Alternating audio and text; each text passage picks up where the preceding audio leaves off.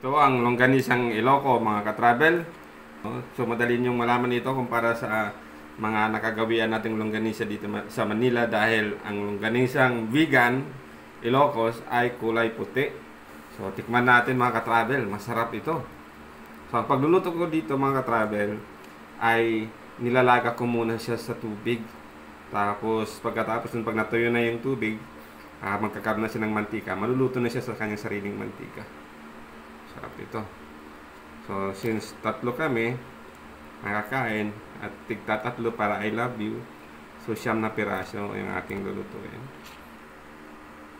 Lutuin ko na lahat itong 12 para minsanan yung luto at hindi masayang yung init ng ating lulutuan.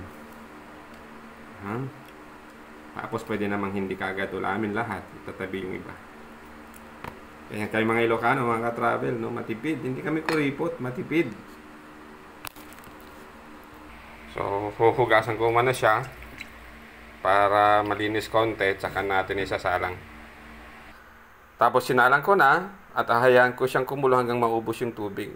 Yun nga pala mga ka-travel, nilagyan ko ng butas para pagka uminit na yung hangin sa loob, ay merong dadaanan. So, alam naman natin sa science, di ba? Pagka uminit yung hangin, ay para bang ito'y dumadami. Kaya lumulobo yan pagka walang labasan yung hangin na mainit. Kaya nilagyan ko ng butas.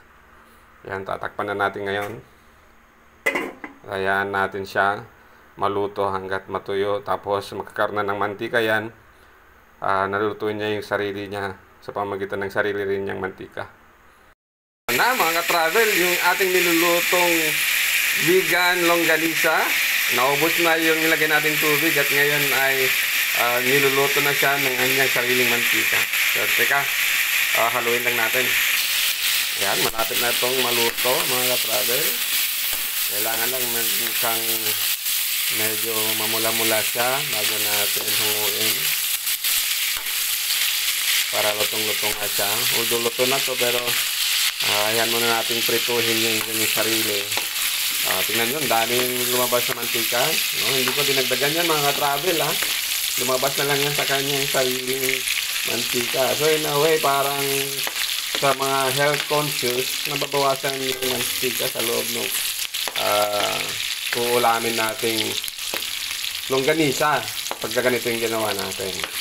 May konting asim ito dahil nilalagyan nga nila ng vinegar para medyo napipreserve din yung tagal niya at nakaka-blend din dun sa lasa, nakakatanggal ng pagkaumay dun sa taba ng mga travel. So dahil dyan, hindi na nila kailangan ng iba pang preservative, no?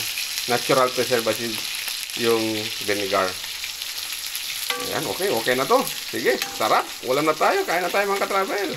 Hanguin na natin ito mga ka-travel. Ito yung before natin lutuin. Tapos ito na yung luto. Oh, sarap no? Mukhang masarap, di ba? Sarap talaga yan mga ka-travel. Sige, halina kayo. Kain na tayo mga ka-travel. Sarap nito. Ilocano longganisa. Okay.